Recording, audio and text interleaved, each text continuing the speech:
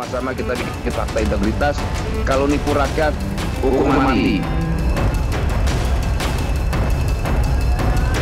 Dan apabila nanti terbukti, maka akan secepatnya dilakukan pergantian.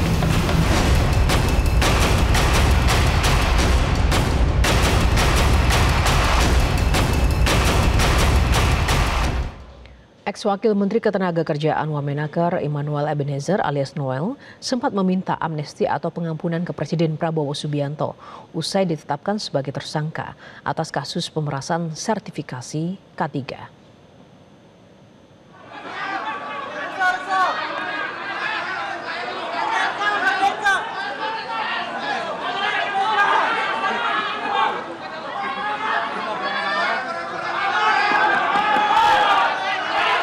Noel meminta amnesti usai ditetapkan sebagai tersangka oleh KPK atas kasusnya.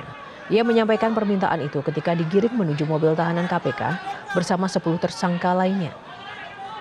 Namun bukannya mendapat amnesti, Presiden Prabowo Subianto justru mencopot Noel dari jabatannya sebagai Wamenakar.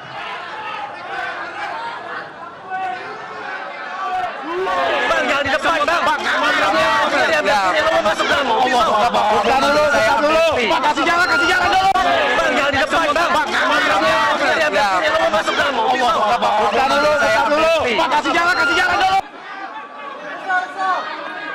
Sudah menaikkan keputusan Presiden atau Kepres terkait pemberhentian Immanuel Ebenezer atau Noel di hari yang sama.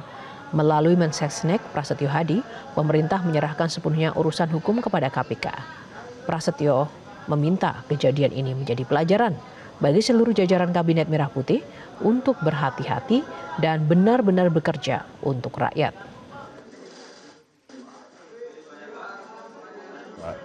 Presiden telah menandatangani keputusan Presiden tentang pemberhentian Saudara Immanuel Ebenezer dari jabatannya sebagai Wakil Menteri Tenaga Kerja.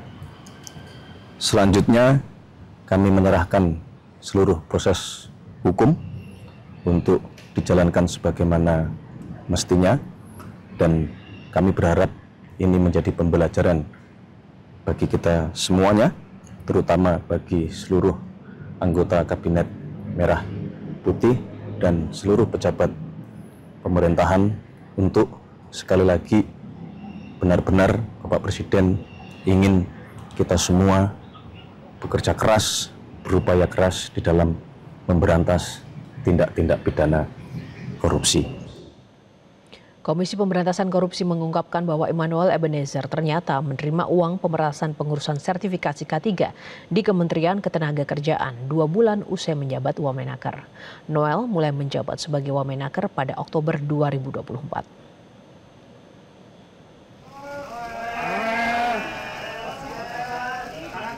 PLT Deputi Penindakan KPK Asep Guntur Rahayu mengungkapkan permintaan uang oleh Noel dilakukan pada November, kemudian penerimaan uang dilakukan pada Desember 2024. Alih-alih memberhentikan praktek culas di Kementerian Ketenagakerjaan, Noel yang baru mengetahui pemerasan tersebut justru membiarkan, meminta, bahkan menerima aliran dana sebesar 3 miliar rupiah pada Desember 2024.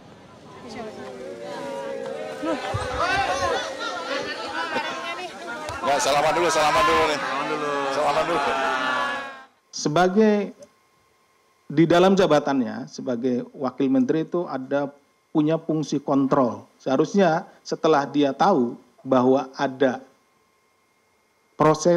proses yang tidak benar di dalam pengurusan K3 ini, sertifikasi K3 ini, dengan kewenangan yang dimilikinya, dia harusnya segera melakukan upaya untuk menghentikan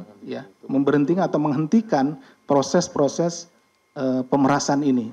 Tetapi pada kenyataannya justru setelah dia mengetahui kemudian dibiarkan, bahkan meminta ya, karena ada sejumlah uang, kemudian juga ada motor gitu ya dari sana. Nah di sanalah gitu, fungsi kontrolnya tidak dijalankan, kewenangan yang ada pada dirinya itu tidak dijalankan seperti itu. Itu mungkin teman. KPK menjelaskan jika Immanuel Ebenezer atau Noel selaku Wakil Menteri Ketenagakerjaan mengetahui dan membiarkan praktik dugaan pemerasan terkait pengurusan sertifikat keselamatan dan kesehatan kerja K3 di Kemenaker. Bahkan Noel diduga meminta jatah dari praktek tersebut.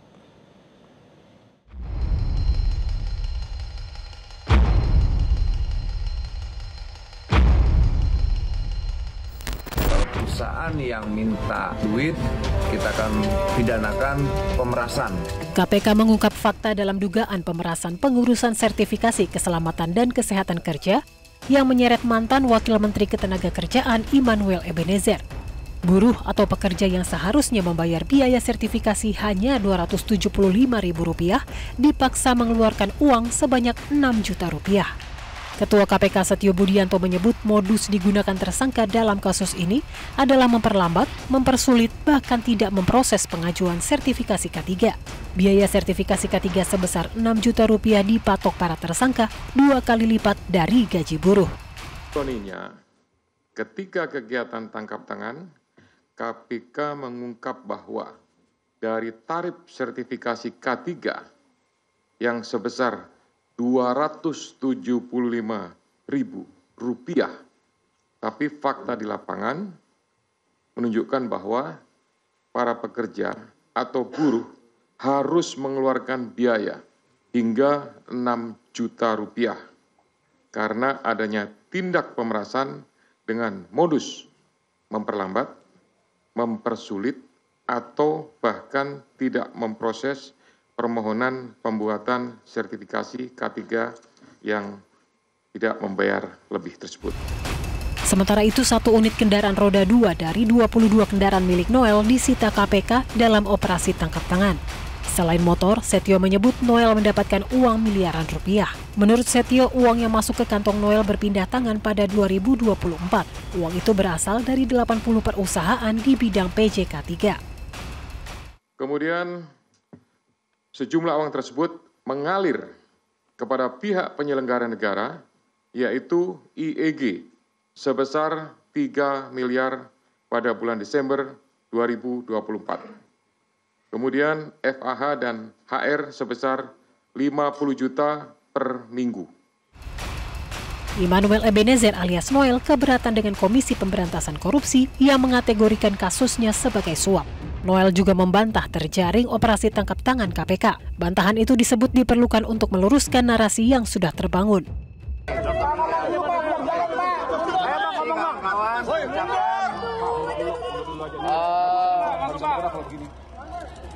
Saya ingin sekali pertama saya meminta maaf kepada Presiden Pak Prabowo. Kedua, saya minta maaf kepada anak dan istri saya. Ketiga, saya minta maaf terhadap rakyat Indonesia. Dan saya juga ingin mengklarifikasi bahwa saya tidak di OTT.